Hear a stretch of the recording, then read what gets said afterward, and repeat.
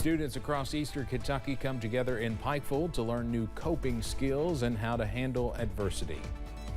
And a camp in Knott County teaches children how to heal from trauma that last year's floods left behind. Plus, the stormy weather looks to return as we head into the back half of the week. I'm tracking the very latest as our First Alert Weather Day coverage continues right now. Mountain News First at 4 continues. We are monitoring for the potential of severe storms in parts of the region tomorrow. Again, this is tomorrow, not today. Meteorologist Evan Hatter has more on what to expect on this First Alert Weather Day. Evan.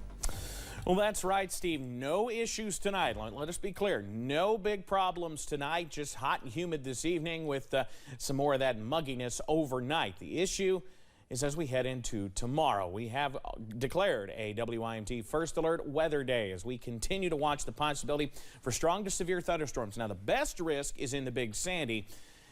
We'll see that risk, at least a small one for everybody, but the Big Sandy has the greatest risk tomorrow afternoon into the evening. Now, damaging winds and heavy rain are the main threats, with a very smaller, much smaller threat for maybe some isolated tornadoes or large hail. But again, damaging winds, the best threat. There you see it, the level 2 slight risk in the northeastern half of the area, essentially, including places like Jackson, Moorhead, Louisa, Pikeville, Prestonsburg, into Paintsville, Salyersville, West Liberty, even Campton and Stanton in parts of that as we head into the day tomorrow. Everybody else in at least a level 1 marginal risk, so everybody's got the threat for a strong storm or two. It's just that better threat is in the Big Sandy. Speaking of the Big Sandy, it's warm and humid. 85 the current temperature from our sunny Pikeville Medical Center camera. Again, no issues out there now, but it is warm. 86 Prestonsburg, 87 Manchester and Harlan, so we're getting even warmer. It's 88 up in Ashland and was 88 in Grundy not long ago. Dew points are in the upper 50s to near 60, into the mid 60s into the Cumberland Valley, so you're starting to feel it out there. No big issues on satellite and radar again tonight, but tomorrow could be a different story. I'll break down the latest in a few minutes. All right, Evan, thank you. Camp Unite is underway, bringing students from across the region to the University of Pikeville this year with one mission, one person, one choice. That is the mantra of this year's event, teaching students from the 5th District to take control of their lives when it comes to ending the region's long-standing addiction struggles. Those involved say the week is full of fun, activities, and lessons, showing the students they can have the lives they deserve. Happy, healthy, productive, that's what we want the kids to learn this week, that they can live that kind of life, have a great time doing it. The camp continues this week, filling UPike's campus with students. We'll have much more from the 17th camp coming up tonight at 6. This week, kids in Knott County are getting the opportunity to heal through a camp known as Camp Noah.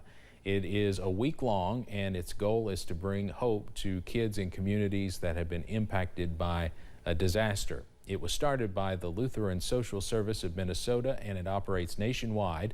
The Knott County Long-Term Recovery Group requested to bring Camp Noah to eastern Kentucky, and team leader Heather Smith says the week has been special.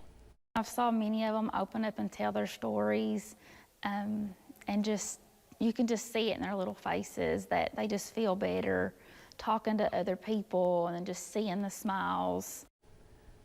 The camp goes through Friday and is being hosted at Knott County Central High School. WIMT's Olivia Calfee will have more tonight at 6 about some special visitors the kids have had this week. Of course, Camp Noah has been going on across the region in some of the hardest hit counties by the flood the last few weeks. We all know how hazy this summer has been due to smoke from those Canadian wildfires, with dozens of air quality alerts already issued this year. David Schumann visited with the scientists watching the skies to learn how they make those decisions. Fenced off on the side of I-94 overlooking downtown Minneapolis is a small shed. Nate Niebling with the Minnesota Pollution Control Agency operates the equipment inside and on the roof, collecting data for MPCA meteorologists to analyze. We measure air quality in sensors like this. All around me are different sensors that ingest air. We're looking for ozone and then particulate matter. The collected air is measured in here. Levels are looking pretty good right now. 3.9, that's pretty stellar compared to last week. Last week we saw numbers up in the hundreds, which since I started working here I've never seen. Readings that high mean hazy skies and dangerous air. Matt and his team make the call to issue an alert. We as meteorologists have to look at the weather conditions, and then we look at the upstream observations and kind of get a sense of what we think is going to happen. We try to get air quality alerts out 12 to 24 hours in advance. There have been 24 alerts this year, a record number, and this is before Canada's busy wildfire season has even really started. Last week and the week before just really highlighted for me the importance of the work we do and what it means to folks. Matt says Canada's wildfires aren't going away, but the question of unsafe air being our new summer normal depends on the weather. That's our job, basically.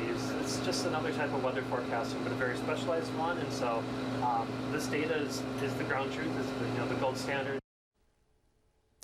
You can buy a high-end air quality sensor for your own home for roughly $250.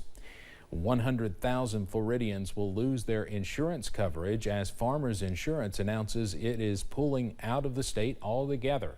The company said in a statement it will stop offering its insurance in Florida, including home, auto, and umbrella policies. Affected customers will receive notifications about when their coverage will end. Farmers said the move was necessary to manage its risk exposure. In Vermont, people are still dealing with the overflowing Winooski River. Some footage shows floodwaters rushing past a house. Local leaders say streets have been closed near the spot where this video was recorded. A boil water notice was issued in the town of Richmond yesterday. Torrential rains in New England are causing problems beyond the flooding of streets, homes, and bridge washouts. One couple in Rhode Island is dealing with the ripple effects. Joanna Boris has their story. Diane and Alan Benoit are digging 7 feet deep